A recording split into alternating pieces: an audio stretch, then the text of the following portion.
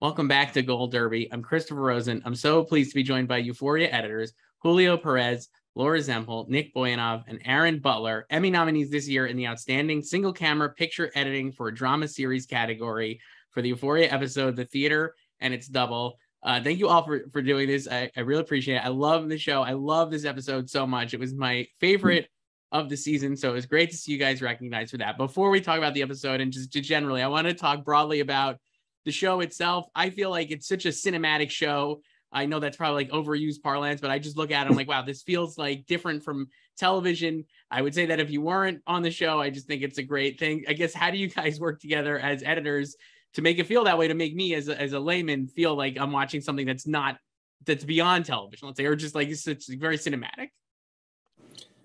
Well, that's a great question. I think obviously the term cinematic can have a lot of connotations, and a lot of people will even say, what does that even mean? The way we take it is that we do want a filmic approach in our process, in our aesthetic compass, our values, the way we do our job, the way we think. We can be very influenced by films and cinema. We do a lot of research, watching movies, talking about movies. Also, a lot of the model of how to work together in a highly collaborative, collective environment was influenced with my experience in independent filmmaking, specifically documentary, where I'd be in a room with 4 editors together in one room in New York. So we had our own rooms here in Los Angeles, which was nice.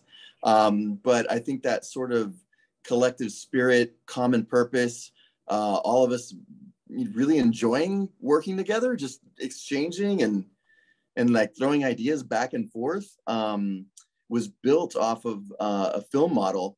And of course, with Sam Levinson having, his aspirationally, like, has a very high style, also influenced by lots of different kinds of films and movies.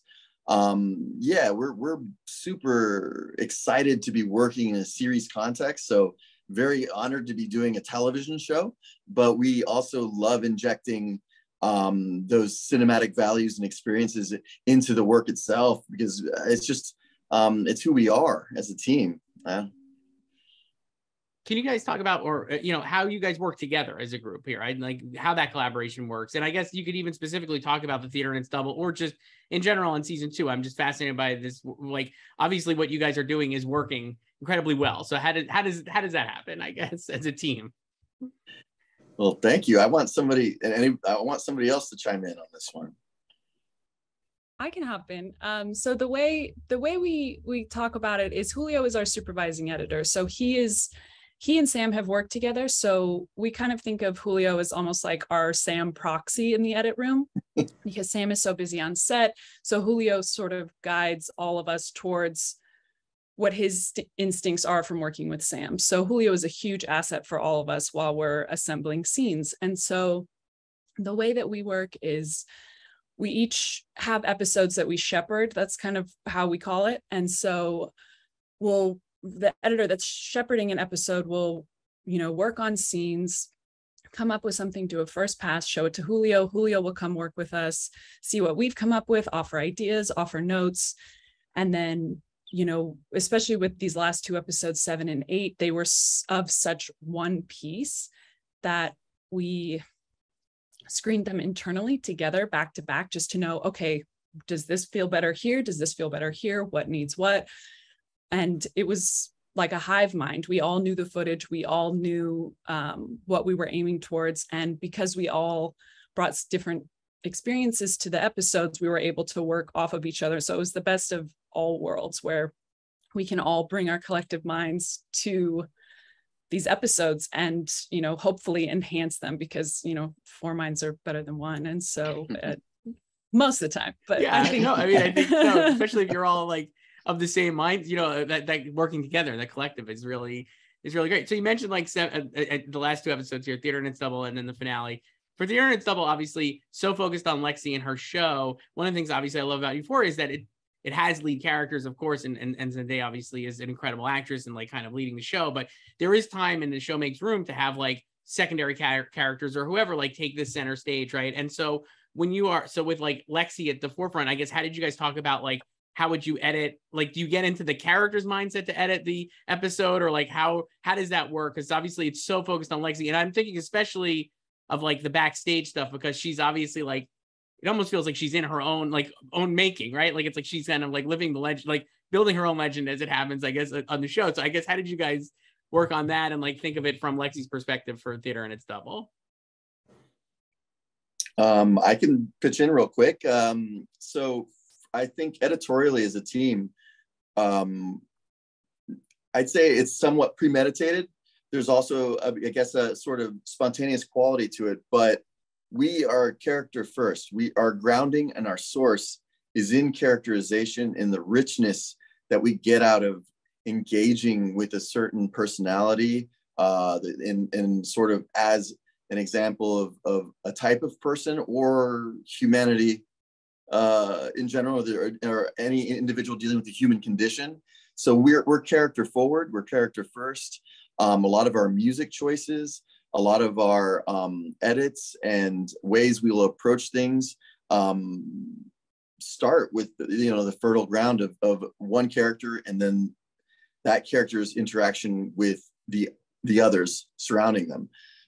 So the fact that the Theater Net's double has Lexi gets foregrounded, so to speak, I'd say, I mean, absolutely, almost every aspect of it. And Sam is deeply interested in exploring all the little nuances and details of what it means to be a kind of character in a specific circumstance. And so from there, we sort of ground ourselves in Lexi. And one of our central challenges in the episode, we discovered early on, we were really excited about what happened in the early cuts and the way Laura brought so much to well, the entire cut, but also in early cuts. But one thing that we landed on was, okay, we have the intellectual understanding of what this episode is, even though it's somewhat dreamlike, but how do we center it more, not only on the character of Lexi, but specifically Lexi's heart, like her emotional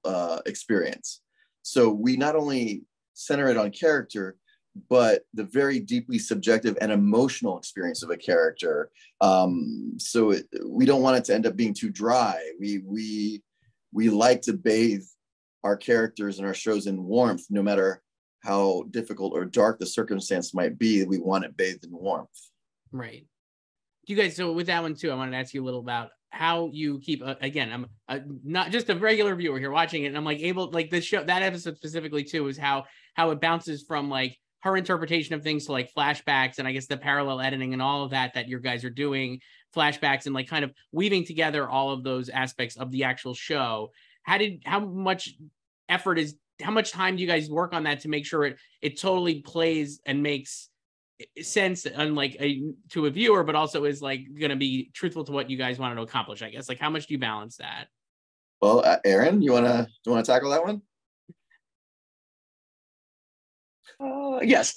I mean, I think the challenges, the story challenge, of like Laura and Julio were saying, 7 and 8 are these kind of, 2 parts, and the interweaving of these different time periods, what's happening on stage, what's happening backstage, what's happening in the theater, with the audience members. And then you have these doubles, you have these, the characters who are, playing the real characters who are in the audience.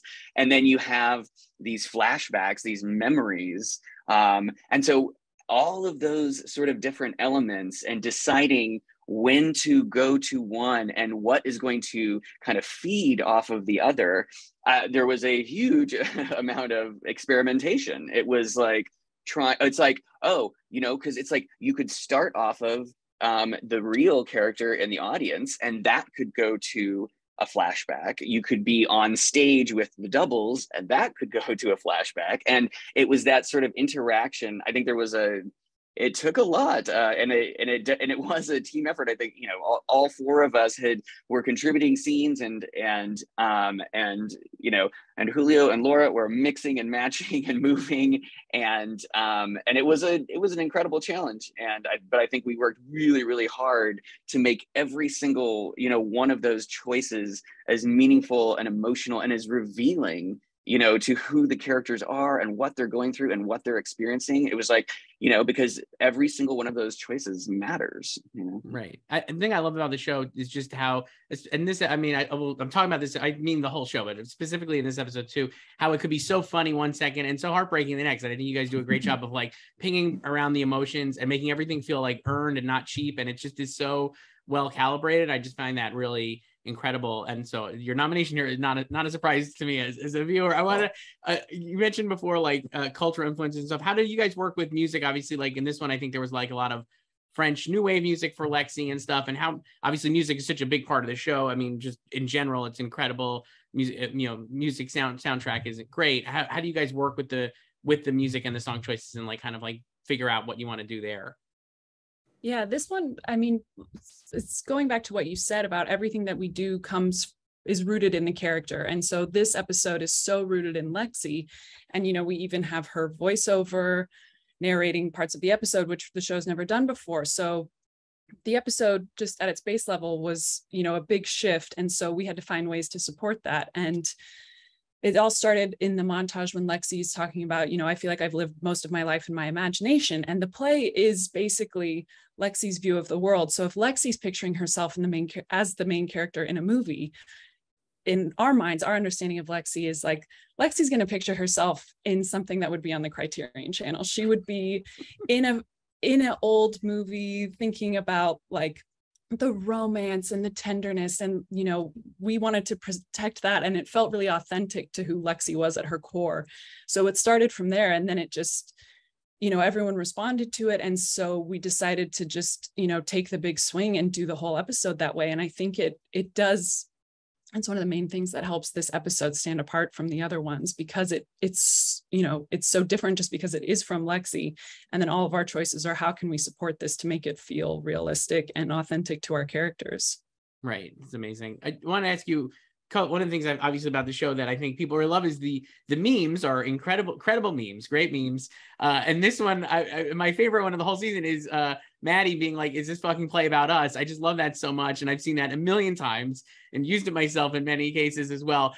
When you get a moment like that, do you know that that's like a great, like that's going to land, I guess, like when you're watching it back or like getting that edited, like are you aware that there's going to be that kind of potential, I guess?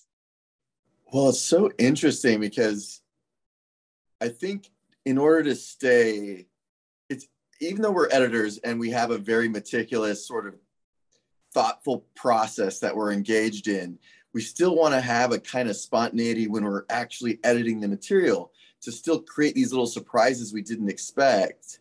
So to get in your head and a little too self-conscious about it, look, it's hard to ignore the fan base's enthusiasm when people really love things. And of course, we'll send around to each other like those wonderful, this wonderful artist who recreate scenes with Barbie dolls. It's just incredible. Like, of course, we're aware of things like that and love it. But while we're in a specific scene, I think we try to. I personally try to, and I'm sure we all do, like, not let ourselves get distracted by that sort of fervor, although it's awesome and we love it once the episode comes out. Yeah. But I try to keep our head in the game, as in making every little moment as powerful and true as we can, and don't let the outside noise hit us until it airs. Right. I think I've definitely caught some meme-worthy moments where I'm like cutting it and I'm like, oh, the internet is going to love this. And I'm like, I can't wait for like whatever 6 months for this episode to come out and for the internet to get a hold of this. But like Julio was saying, I think like when you're in the moment cutting the scene, you're really just trying to, you know, tell the story of the characters and make the scene as best as possible and not really worried about the memes. Right.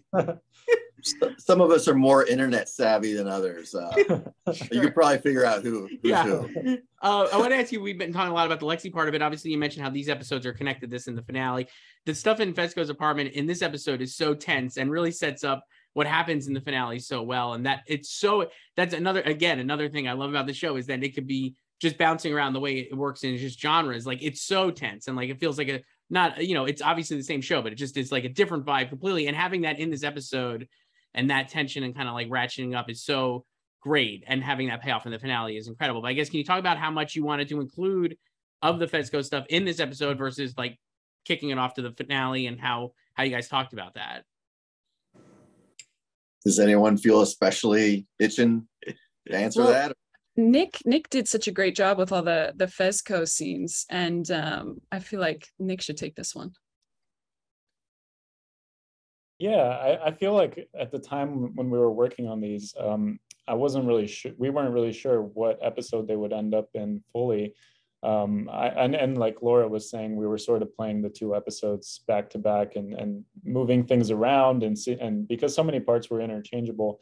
I think with this one, ultimately, like, we wanted to set up all the tension, but save what was going to happen for the finale, just because it's such a huge moment. It sort of deserved to be front and center in that episode, I feel like. But I think ultimately, like, I think Julio and Laura and Aaron shaped that episode. So, I just had a part in cutting those scenes. Well, a big part. Don't downplay that. Yeah. It was interesting because 7 and 8, I guess you could say, it had like a semi-permeable membrane. I think that's from biology class in high school. I remember high school. But I think they sort of flowed into each other.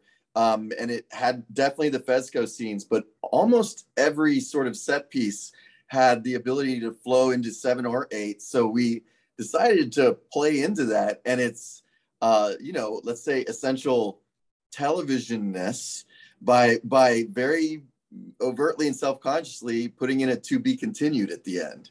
So we knew it was like this, that's what I loved. I loved those episodes as a kid when you're like, no, to be continued. What's gonna happen next? So we leaned into it, and so knowing that we were essentially going to do a to be continued, we had a lot of interchange and interplay between 7 and 8, including those Fesco scenes. That's awesome. And I'm glad you brought up the to be continued part, because that ends obviously on the shot of Sydney Sweeney just looking absolutely enraged. I love that shot. And she has a couple, like, I don't know if she has a lot of dialogue in 7, but she has so many great scenes. Like when she goes into the bathroom, I find that, like, when she's looking at herself in the mirror, so compelling. Obviously an Emmy nominee of Zendaya, won an Emmy for the show and is a nominee again. Just broadly, as like editors, when you're working with actors at this caliber, I mean, is like how does that make your job easier? How do you guys view that, I guess? Like, because they're obviously, it is incredible cast, and like they're nominated, but then I know Coleman Domingo and Martha Kelly too, but just the whole cast I think is incredible. So I guess, how do you guys, like, broadly, I guess, talk about that, and how you guys like work with the material you're given, I guess? If anyone wants to add more detail, go for it. But I'd say universally, a great actor makes the job way easier. Always. Always. Yeah, working with this caliber of actor, and there's so many amazing actors in the show. I mean, from the biggest parts to the smallest parts, it's phenomenal, and it really does make our job easier, because a really brilliant actor and actress, like, they are giving us so many different options and so many different emotions and so much different subtlety, and they're experimenting, and Sam is always encouraging them to experiment and to do, to push for improv and try new things, and to create those kind of surprising, interesting moments. And so to have all of that at our disposal, it's wonderful, because we can take a scene and we can subtly move it in whatever direction it needs to move for the big picture, whether it's what we need in this particular arc of this episode, or it could be a bigger arc in the whole series that this character is going through, and we really need to hit this specific emotion or hit this kind of beat here to continue on with that emotional arc. And so when you have these amazing cast like this, it is a total joy for us. And it's amazing. I think we're all very, very grateful to be able to work with this cast. Yeah, for sure. Listen, we have to wrap up. I could talk about this show forever. I'm a huge fan of, as I said multiple times here, but this is really great. Emmy nominees, Julio Perez, Laura Zempel, Nick Boyanov, and Aaron Butler, editors of Euphoria, and nominees this year in outstanding single camera picture editing for a drama series for the theater and its double. Watch that on HBO Max and all the episodes, and you should. It's a great show. Thank you guys so much for doing this. Appreciate it. Thank you so much. Thank you. Thanks, Christopher. Yeah.